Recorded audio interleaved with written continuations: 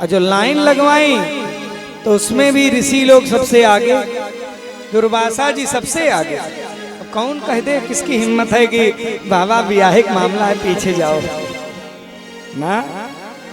दुर्वासा सबसे पहले वहीं से शुरू है श्लोक, कह रही है नूनम तपोया से न मन निर्जयो ज्ञानम क्वचेतत्र न संग वर्जितम।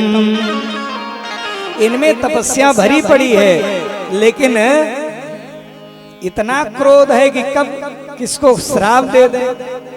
अब बहुत अधिक क्रोध होगा तो कब ब्रेन हेमरेज हो जाए ये भी पता नहीं है। बहुत क्रोध होता है तभी ब्रेन हेमरेज होता है, जान लीजिए। इसलिए जो आंतरिक क्रोध से ग्रसित होते हैं उन्हीं को जो ये पैरालिसिस होता है उन्हीं को सबसे पहले होता है, नियम है।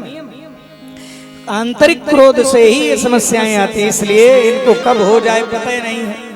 इसलिए आगे बढ़ी तो देखा गया कश्चिन महंत, एक हैं बड़े सब कुछ अच्छे हैं लेकिन न काम निर्जयो, काम पर विजय नहीं, ब्रह्मा बाबा ये भी ठीक नहीं। अच्छा, इंद्र सबसे सुंदर हैं, देवता के राजा हैं, बलवान हैं, ऐरावत वाले हैं, लेकिन एक नंबर के डरपोक हैं, ये भी विवाह लायक नहीं है। बलि को देखा, ये बलवान है, धनवान है, सब कुछ है, लेकिन इनमें अति महत्वाकांक्षा है। इनको पृथ्वी का सारा राज्य मिला है, फिर भी चाह रहे हैं कि स्वर्गो हमें ही मिल जाए। इसलिए अगर इतनी महत्वाकांक्षा होगी तो मारा जरूर जाएगा, इसलिए इनसे विवाह नहीं ठीक है, वहां भी नहीं किया। शंकर जी का तो फाइनल में चला गया, यही ठीक है। एक जगह उनका भी कट गया, जानते हैं कहा, ये जो स्वयं कपड़ा नहीं पहनते तो हाँ साड़ी कहाँ से लाएंगे, इसलिए भाव में कह दिया। लेकिन निवेदन करो उनका भी कट गया। कौन है? सुमंगलम नाकांक्षते माम, भगवान विष्णु हैं, वो मुझे नहीं चाहते, कोई बात नहीं है। लक्ष्मी ने नारायण का वर्ण किया, श्रेष्ठतम वर्ण किया, और लक्ष्मी नारायण, बोलिए लक्ष्मी नारायण भगवान की जय हो। अब आगे मंथन शुरू हुआ, सारे रत्न निकले, अंतिम में अमृत कलश लेकर के धन्वंतरी जी प्रकट हुए, बोलिए धन्वंतरी महाराज की जय हो। धन्वंतरी जी अमृत कलश और आयुर्वेद का ग्रंथ लेकर के प्रकट हुए। जहाँ धन्वंतरी जी के चतुर्हस्त हैं लिखा है, वहां एक हाथ में ये गिलोय भी लिए, अमृता कहते हैं इसको। हाँ, इसीलिए अमृता है, अमृता गिलोय जो नीम पर चढ़ी होती है, नहीं गिलोय, वो सभी रोगों में फायदा ही करती है। कोई ऐसा रोग हो जिसमें भी पिलाओ फायदा, गिलोय। वो जहाँ धन्वंतरी जी का बड़ा विशद विवेचन है वहां लिखा है। तो निवेदन करूं, कह रहे हैं कि महाराज प्रकट हुए तो राक्षस भी फेंक दिए, देवता भी फेंक दिए, दौड़ाए। तो विष्णु पुराण में लिखा है कि 4 जगह घोर युद्ध हुआ, भागवत में तो नहीं लिखा। भागवत में लिखा है 4 जगह रखा छलका। 4 जगह कहाँ कहाँ छलका? हरिद्वार में, नासिक में, उज्जैन में और प्रयागराज में 4 जगह अमृत छलका, और चारों जगह कुंभ लगता है, आज भी गंगा जी में प्रवाहित होते हैं। एक निवेदन करूं, देवताओं ने हाथ जोड़ा, प्रभु अगर अमृत चला गया तो हम जाएंगे। भगवान का नया अवतार हुआ, बोलिए मोहनी भगवान की जय। जो मोहनी भगवान को राक्षसों ने देखा, व्यामोहित हो उठे। मोहिनी भगवान ने व्यवस्था बनाई, हम वितरित करेंगे। राक्षसों को बैठाया, देवताओं को बैठाया और बांटने लगे। देवताओं की तरफ से बांट दिया, युद्ध शुरू हो गया, घमासान युद्ध हुआ। देवताओं ने अमृत पी लिया था, सारे राक्षस मारे गए, बलि आदि सब मारे गए। लेकिन जब इनके गुरु जी को पता चला, शुक्राचार्य को, तो कहा जब चेले ही नहीं रहेंगे तो कौन बात के गुरु भाई, चेला का भी तो रहना जरूरी है। इसलिए उन्होंने बलि को मंगवाया और 10-20 और राक्षसों को मंगवाया और मृत संजीवनी विद्या से जीवित कर दिया। और जब ये बात पता चली बलि को कि गुरुजी जिंदा कर दिए, तो लगे भृगुवंशी ब्राह्मणों की सेवा में, और इतनी सेवा किए, प्रसन्न हुए तो यज्ञ कराना शुरू किए। यज्ञ शुरू हुआ और जो थोड़ा सा यज्ञ हुआ, एक यज्ञ पूरा हुआ, कवच कुंडल अक्षय तर्कस निकला, दे दिया बलि को, जाओ इंद्रासन पे कब्जा करो। स्वर्ग जीत लिया बलि ने और यज्ञ शुरू हुआ। कहा 100 यज्ञ होगी तब आप इंद्र बन जाओगे। 99 यज्ञ पूरी होने को आई। महाराज सारी यज्ञ लगभग पूरी होने को ही। एक बात कहूं,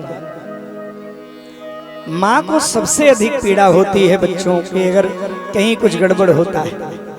देवी अदिति महारानी ने कश्यप जी से कहा, नाथ कोई ऐसा पुत्र दीजिए कि हमारे बच्चों का हजारों वर्ष से इंद्रासन छूटा है दिला सके। तो उन्होंने एक व्रत बताया, मैया ध्यान से सुनना। कहा ये पुत्र प्राप्ति का अमोघ व्रत है, इसका नाम है पयो व्रत। केवल दूध पी करके 12 रात्रियों 12 दिनों तक व्रत किया जाता है। जहाँ शुकर बना मिट्टी होती है उसे लेप करके स्नान किया जाता है, विधि है शास्त्र बताया। देवी ने धारण किया। 1 वर्ष होते होते भगवान का दर्शन हो गया। बोलिए भक्तवत्सल भगवान की जय हो। भगवान ने दर्शन दिया और मैया ने कहा, प्रभु हम तो बालक मांगे थे, कहा हमसे क्या चाहती हो? कहा जैसे आप आए हो ऐसे जाओ और बलि को मार करके हमारे बच्चों को इंद्रासन दिला दो। मैया बड़ी समस्या है। क्या आपको क्या समस्या? आप तो सर्वसमर्थवान हो। तो कहा समस्या ये है कि हमने बलि के बाबा को आशीर्वाद दे रखा है कि तुम्हारे कुल में मारने नहीं आएंगे। तो कहा मारने नहीं आएंगे तो फिर आप उपाय बताओ कुछ। कहा मार नहीं सकते, मांग तो सकते हैं। देखते देखते भगवान वामन बन गए। बोलिए वामन भगवान की। और जब भगवान वामन बने तो सबने श्रृंगार किया। ददौ कृष्णांजिनम भूमो दंड सोमो वनस्पते कौपीनक्षादनम माता देवश्च छत्रम जगत्पते कमंडलुम वेद गर्भान कुशान सप्तर्षे ददौ। सबने दिया अपनी अपनी तरह से। और जो दुनिया को देने वाले हैं वो कहाँ जा रहे हैं? हाँ, आज भगवान मांगने जा रहे हैं। कहाँ? बलि के यहाँ। आप भी दर्शन करिए। वामन को रूप बनायो बिहारी जी ने, वामन को रूप बनायो बिहारी जी ने, वामन को रूप बनायो बिहारी जी ने, बिहारी जी ने, बिहारी जी ने, बिहारी जी ने, बिहारी जी ने, वामन को रूप बनायो बिहारी जी ने, वामन को रूप बनायो बिहारी जी ने।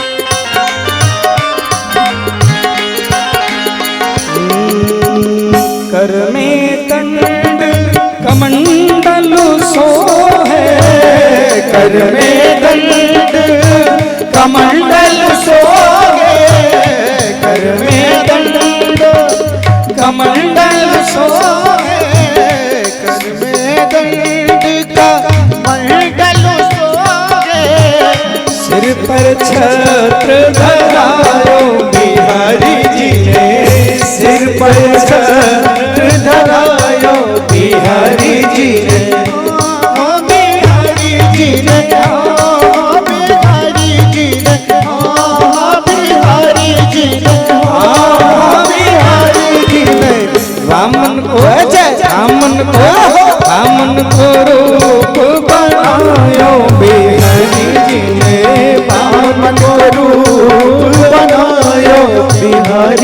ने।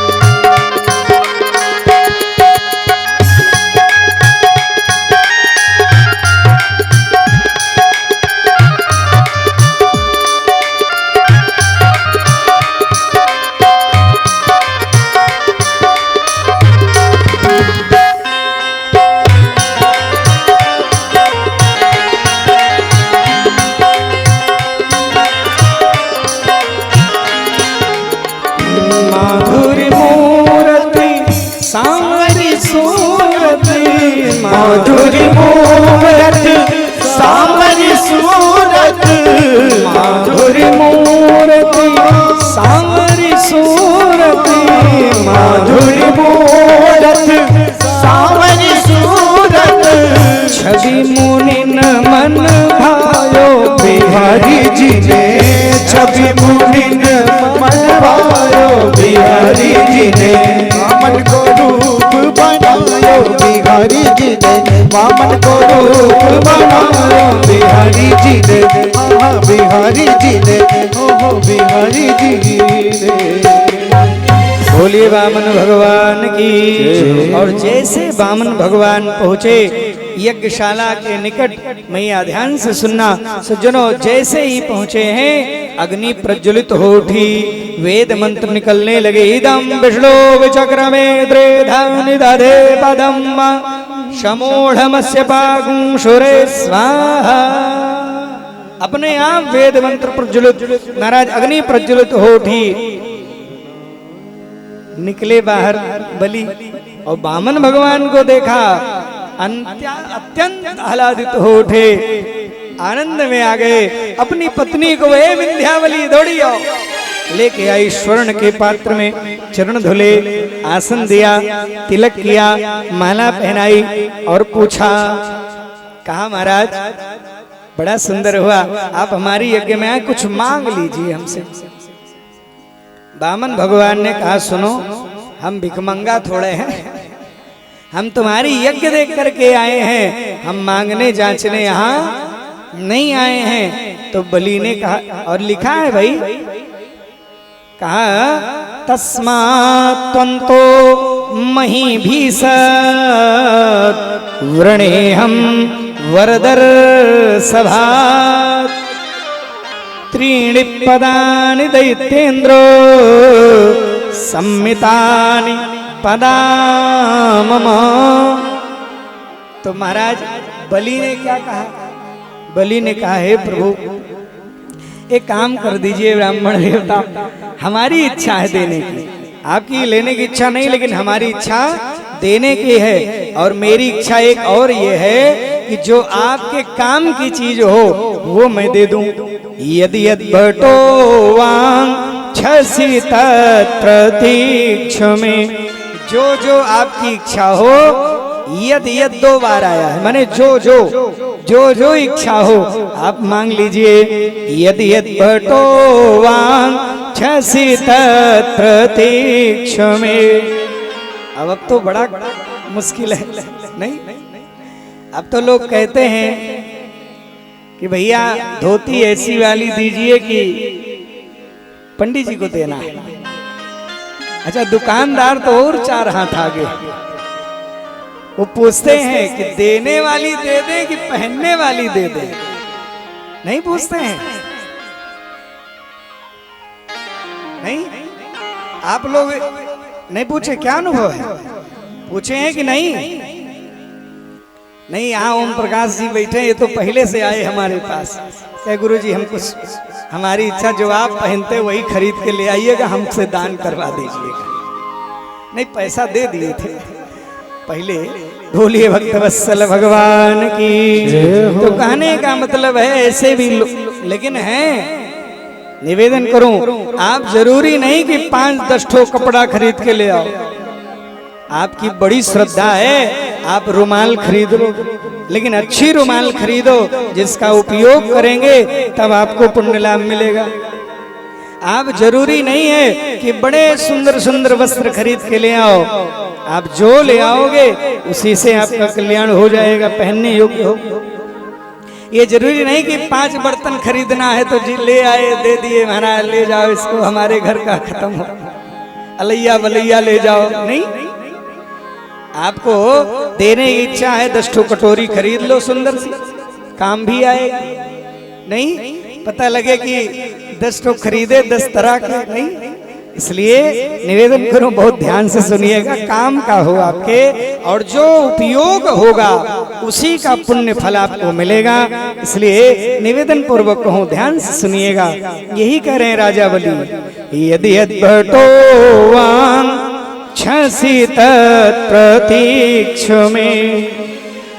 तो कहा महाराज क्या करेंगे लेकर के, भाई लेने के पीछे का कोई औचित्य नहीं है, मतलब कहा भी कोई आगे पीछे है नहीं, मैंने विवाह भी नहीं हुआ है, विवाह नहीं हुआ ना। तो कहा उसकी चिंता मत करिए, तमर्थेनम बे प्रसूतानुतर कहे, आपके लिए ब्राह्मण कन्या का व्यवस्था करते हैं, ब्राह्मण कन्या की व्यवस्था करा देते हैं, विवाह करा देते हैं। हाँ, बलि से कहा, वामन देव ने कहा महाराज और सब काम के लिए कहिएगा, विवाह का तो नाम मत लीजिएगा। क्यों ना लें? कहा इसलिए ना लीजिए कि विवाह बहुत कठिन कार्य है। हम अभी अकेले हैं तो जहाँ मिल जाता है खा लेते हैं, पी लेते हैं, सोते हैं, कहीं भी कुछ हो। विवाह हो जाएगा तो फिर उनकी व्यवस्था नहीं, उनके लिए भी सोचना पड़ेगा, सब व्यवस्था करनी है। तो कहा हमारा विवाह मत कराइए। क्यों? कहा कि विवाह करा देंगे तो व्यवस्था पर करना होगा, उसकी चिंता मत करिए। कहा तमर्थेनम, कहा कि उसके लिए व्यवस्था, कहा उसकी चिंता मत करिए। ग्राम्यान समृद्धान, समृद्धशाली गांव दे देंगे 10-20, लिखा है ग्राम्यान समृद्धान तुर्गान गजानवा, गाय सोना हाथी घोड़ा दे देंगे। क्या इतने से काम नहीं चलेगा? तो कहा कि इसके अलावा कहा कि तुर्गान गजानवा, हाथी घोड़ा दे देंगे। कहा कि एक बात सुनिए, इतने नहीं, ग्राम्यान समृद्धान तुर्गान गजानवा ये भी दे देंगे और समृद्धशाली दे देंगे, भवन बना करके दे देंगे, रहिए आप। कहा महाराज फिर बच्चे भी होंगे? कहा वो तो होंगे ही। कहा ज्यादा भी? कहा 10-20 हो सकते हैं।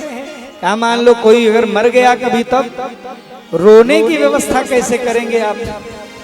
कहा मरना भी निश्चित है और रोना भी निश्चित है।